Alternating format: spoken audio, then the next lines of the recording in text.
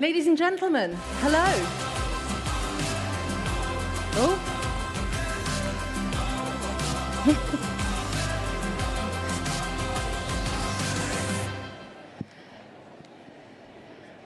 Welcome. Thank you for all for joining us. You're here at the session about solutions for earth and land. My name is Louise Baker.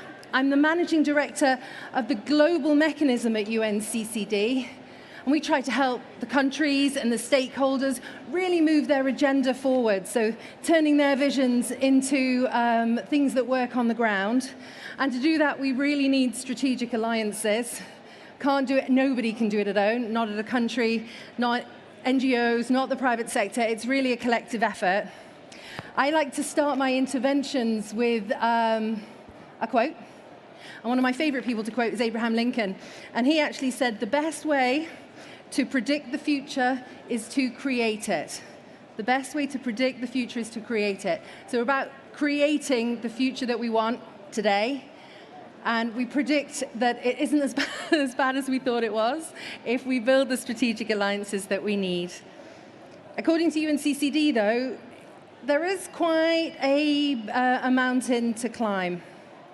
The world lost a total of 100 million hectares of land each year, healthy and productive land, between 2015 and 2019. That's twice the size of Greenland. And we're going to need to restore 1.5 billion hectares of land by 2030. But together we can do it. Just like cogs in a well-oiled machine, everybody has their role to play. And today's discussions are really about trying to find some of the strategic alliances that we're developing, and I hope that you will be part of those strategic agenda going forward. You've already heard about some of the innovations, but today we're going to hopefully think about some of the interesting technologies and financing opportunities that can be brought to play in this area.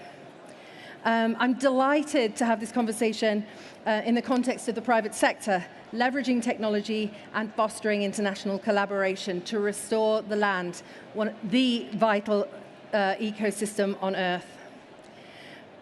Before we proceed and with the conversations, I want to introduce you to our fabulous speakers today. I'm going to probably get the names wrong because I've only been calling you Max. Can I call you Max? But I'm going to go a bit further than that. Max is perfect. Are you sure? Yes. No, I'm going to try it. Max Cuvellier Giacomelli? Not bad at all. Go on, how do you say it properly? Cuvellier Giacomelli. Okay, he does it better than me. Max is head of mobile for development at the GSMA, which is the group of mobile operators. Yeah, trade association. Yeah. Trade association for mobile operators. Mr. Giacomelli is the forefront of leveraging mobile technology to address societal challenges. His insights into the transformative potential of mobile technology to promote sustainable land management will undoubtedly enrich our discussions here today. And joining Max and myself on stage is Martin, and also I'm going to struggle with this one as well. Oms. Ah, there you go. He also says it better than me. Martin is the Climate Investment Manager at the private sector facility of the Green Climate Fund. He brings a wealth of experience in climate finance and private sector engagement, and really looking at how the Green Climate Fund and the private sector are helping advance climate adaptation and mitigation initiatives. Really, that's a space where the land agenda also is very much at the nexus of adaptation and mitigation. So I think you probably don't need to hear anything more from me. So I'm going to hand over now to Max. And Max, as the head of mobile development, I know that you're aware of the potential that mobile technology has got in this sustainable development space, including in initiatives related to land management. Can you talk us through some of the synergies between your objective and mission and those of UNCCD, and really what's sort of driving you to consider this space and working in this area? Max? Yeah, very happy to, and very happy to be here. Thank you very much for having me. So, as you were saying, the GSMA is the trade association of the mobile industry, which might sound a little odd given the stage here. But basically, I lead the impact work at the GSMA. So the work that we do is at the intersection of digital technology, socioeconomic and climate impact, and looking at the role of the private sector, large private sector, mobile operators, but also smaller private sector, local SMEs, local startups, basically building solutions on the ground. And I kind of group the areas that we work on in two big buckets. The first one is fixing the basics, which is working on financial inclusion, digital inclusion, and gender. Because if we don't get a digital world that's inclusive of everybody, we're creating a digital world that's just going to replicate the many mistakes we've made in the analog world already. But then the other area, especially over the past 5 years, the framing has been revolving mostly around climate, either directly or indirectly. We've been working on agri-tech for 12, 13 years now, been working on cities, like in particular, like urban resilience for the past decade, but now we're really like articulating everything we do around climate impact. And that's also looking at new areas like natural resource management or climate finance, for instance. And unfortunately, the humanitarian work we do is also very much related to climate. And I want to say sustainable land management and kind of like in the background in a lot of those spaces. I mentioned agriculture. That's pretty obvious. But in the cities as well, it's very important, but I would say it doesn't come to the forefront that much. And I think it's important to have these conversations so that when people think about climate and think about biodiversity, they tend to go to the blue economy and think about what it means in the oceans, but don't really go to what it means for land. So it's particularly important to just raise this topic here and raise the awareness of the private sector in this area. And I would just say, in terms of how digital technology can contribute, we've seen in the past 15 years that we've been acting in that field that there are a lot of different ways that, like starting with the problem, always starting with the problem, and then how you can bring digital technology as a tool to solve that problem. I would say, for instance, with mobile payments. Mobile payments have allowed like a massive reach of solar home systems that are today like providing lights to 500 million people. In a lot of contexts, it's too expensive for a household to pay the $200 you need to buy a solar home system. But with mobile payments, you're able to just repay on a weekly, sometimes daily basis, and you can do that. It's sustainable if you can do it from your phone, from your home, not having an agent coming every day to collect cash. But there's also, like, we could talk about sensors. We could also talk about like basic communication channels in terms of early warning systems, for instance, which is particularly important in cities and coastal areas. It can be part of the solution. I will just finish by saying UNCCD can't solve this problem alone. The private sector can't solve the problem alone. But if we all work together as partners, we can help design those solutions that will address those challenges. Thank you. Yeah, certainly from our side, reaching that last mile, it is becoming a critical part of the agenda. Yeah, and it's billions of people in the last Absolutely. Mile. Or who've all got a role to play as well. Okay, very good, thank you. Martin, can I turn to you next? Can you talk us through the kind of collaborative efforts between the Green Climate Fund and the private sector, especially in this space that's focusing on at sort of adaptation mitigation? Absolutely. Yeah? Perhaps I'll just start to enlighten the audience a little bit of how we organize what we do, and then I'll come into the private sector more specifically. So the Green Climate Fund is the operating entity of the financial mechanism of the UNFCCC. That's the official language. In short, we're the investment entity of the Paris Agreement. Just easier to say that way. We are mandated to support developing nations in the world to realize their ambitions on NDCs, towards climate resilient and low emissions pathways. So that's how we're set up. Our strategy is set every 4 years, and we raise new funding every 4 years. So we've just finished our second replenishment. We've raised 14 billion from contributing nations, so the nations that are signed up to the Paris Agreement. We work through a partnership model. So we work with what we call accredited entities. So our trusted partners like the UNCCD, for instance, they will bring us projects and we fund them, and those partners will then go off and implement the projects themselves. Roughly speaking, the fund can be divided in two. We have a public side and a public sector side, and we have a private sector facility, which is where I sit. Within the private sector facility, our role and our emphasis within the strategic plan for the next 4 years has been emphasized is twofold, is to stimulate innovation and to catalyze private funding. We all realize that in terms of combating climate change, the $2 trillion that we need on an annual basis can't just come from public sources. It needs to come from the private sector as well. How do we do that? We have the ability, the financial instruments to help our partners realize projects, for instance, by de-risking those projects in the developing nations, by giving grants, by contributing equity to projects, by providing concessional loans. So some projects might not come off the ground because they're simply too expensive. We provide loans as well. But the real important thesis is there that we want private sector to co-invest. So it's a blended finance model. So roughly speaking, and minimum terms, for every dollar we invest, we want at least 2 other dollars to be invested by the private sector. We'd love it to be more, but that's the beginning. And when I talk about private sector, our partners tend to be financial institutions, multilateral development banks, commercial banks, investment banks, asset managers, and the likes. Perhaps a little bit more about the strategic plan for the next 4 years and the nexus to UNCCD, which is important in this context. We have 8 investment areas, results areas, 4 dealing with mitigation and 4 dealing with adaptation. And it's our ambition that our portfolio is balanced, so it's 50-50 mitigation and adaptation.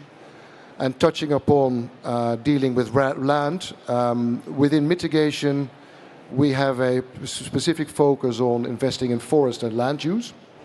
And when it comes to adaptation, it's really protecting ecosystems and ecosystem services. So does that answer the question, or is it? It does. And in fact, it's quite nice from a UNCCD perspective, because we used to be the problem, and now we're part of the solution, which I like being a solution more than a problem. That's good, isn't it? Could you maybe, have you got any examples that you like where this land engagement with GCF has been successful? Yes, absolutely. We have, I think a project that is well known is the Great Green Wall, where we work with UNCCD and the GEF, which is the United Nations Global Environmental Facility, that looks more at biodiversity than per se climate, which is the project that sort of runs from Senegal to Sudan. And just to put some numbers to that, sorry, I've made some notes here. We've committed 3 billion to that initiative, to countries in the Great Green Wall Initiative. And we've actually raised, in total, I think it was about 13 billion. So that's the catalyzing factor that we have there. Perhaps some other projects I could mention. There is Reclima, which looks at the dry forest corridor in Central America, and particularly in El Salvador, which is a country which is very, very hard hit by the effects of climate change, i.e. the droughts are more severe, and if there are floods, they're worse than there are. Our partner there is the FAO. We've invested $127 million to help farmers restore their land, replant trees, because forest sort of deforestation has resulted that no moisture is kept in the ground, and floods are made worse as well. So that's an example. I'll give you 2 more examples. One is recently been approved in our board meeting. It's the Koali Fund. It's a fund with our partner Cofidis. It covers Central and South American countries and the Caribbean as well. And I'll put another fund to that as well, is the Ant Green Fund, which we executed with the FMO. What both funds do is work with smallholder farmers to educate them on sustainable practices, improve yields of the farmers on the ground, which means that they don't actually go on and deforest or cut more trees to free up more land for farming, to raise the total yield that they're after. And the way we operate is that the FAO, the FMO implement those projects with our funds. And our funds in those examples have been grants to educate farmers, and loans, and also junior equity. So we de-risk the projects to get in more private funding to get the projects happening. Wonderful, yeah, and I think that blend of different types of investment is really critical, de-risking, capacity building, etc. Maybe turning back to you, Max, because I know we have a short time with this all together today, but we've actually got a big target, 1.5 billion hectares. It's got a lot of land to restore. Can you talk us through some of your insights about how mobile technology could be used going forward? Yeah, absolutely. And I really like what Martin was just saying, because you need to, in my opinion, you need to tackle it from like kind of the systemic large number. You're talking billions, we're talking hundreds of thousands, because we're working on the other side of the chain, which is basically supporting local innovation that are developing local solutions to local problems, and that will like eventually feed into the initiatives that you're funding on your side. So I think it's interesting to look at both sides here. And if I go back to looking at how does it link to sustainable land management? I mean, there's an element of like biodiversity. Obviously, we know that soil is only interesting if it has like biodiversity in it. The worms. Yeah, absolutely. The worms and all their friends.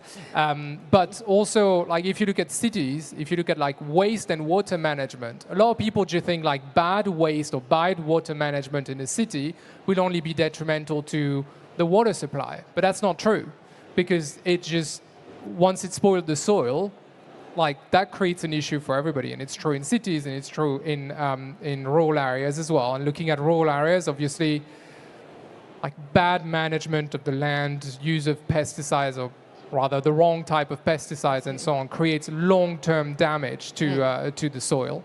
And so the way we look at it, looking at, again, the different ways technology can support. I mentioned earlier mobile payments, I mentioned sensors, I mentioned like basic communication. There's also a lot that's looked at around, I have to say AI at some point, because everybody expects each panel to say AI, but I'm more interested into looking at like the data and how AI and big data can help like identify problems better, and also identify the impact of different solutions. So if you can mix the data that mobile operators have to satellite data, add to that all the data that would come out of sensors, for instance, then you have a pool of data where you can start doing interesting things. Yeah. Now, to go into the type of examples that we're working on, so we do both research and we do what we call de-risking of innovation on the ground. So small, early stage, like pre-seed or seed, that would usually be around between 150 and 300,000 euros. Even at that level, by the way, we ask for some level of matching. We ask for the local organization to bring at least 50% of the money, because we want skin in the game. We want to prove that it's not just like getting money to try something and then just running to the next grant. I'll maybe mention a couple examples. We just announced that we're going to be working with a startup in Kenya called Ujuzi Kilimo. Okay. And basically what they do is they do kind of on-demand soil analysis for farmers. Brilliant. The reality today is that smallholder farmers, there are hundreds of millions of them, I think 600 million of them, who are like producing most of the food in low and middle income countries. They do not have any kind of data about their soil, and they also do not have the means to invest in sensors. And the reality today, if you're thinking 600 million smallholder farmers, if each of them has to invest in a handful of sensors, that's just not sustainable. We should not be producing billions of sensors. So what Ujuzi Kilimo is going to be doing is just like going around farms and on a regular basis, just like analyzing the soil and trying to see how are things moving, and just raise flags when needed and so on, to just help then on the other side provide better agro-advisory based on the quality of the land. Talking about agro-advisory, climate smart practices, but also climate risk related insurance, for instance. This is something we do in Nigeria with a local organization, female-run. There are too few of them, so it's good to mention it when it's the case, called Amana in Nigeria, that does agro-advisory, but also trying to anticipate droughts and advise farmers in the best way. And I'll mention one last example, maybe, which is more on the research side, and it's also linked to land degradation, is we're about to publish a report about the potential to leverage data and AI to prevent and manage wild forest fires in Pakistan, for instance. Yeah. Just looking at basically starting with the problem and seeing how technology can help bring part of the solution. Fantastic. So I'm hearing data there, and it's very much, I think, data. We heard that earlier on today, actually, not data necessarily for reporting, though that's very important, but also data for decision making that's real time, that we can actually use in day-to-day life for investment decisions and for cropping decisions, where, what, how. Fantastic. I also heard de-risking and I heard synergies. And I'm just going to plug the fact that, again, this is a point of a solution. The land and the soil really a solution to many of the challenges that we're facing. I'm getting a flashing light already to tell me that our time is up, which that went really, really quick, didn't it? Well, I hope it went as quick for you as it went for me. I'm told before I close, I'm supposed to say, please scan the QR code that's on the screen. And if you're interested in finding out more about the Business for Land initiative and about some of the strategic partnerships that we are developing around ESG, around finance, and around advocacy for land and for soil, please join us, sign up, and we will be delighted to tell you more. I started with a quote. I'm going to finish with a quote. And this one is actually from Henry Ford. Coming together is the beginning, staying together is progress, and working together is success. So thank you so much for a successful session now. I wish you a successful rest of Change Now. Thank you.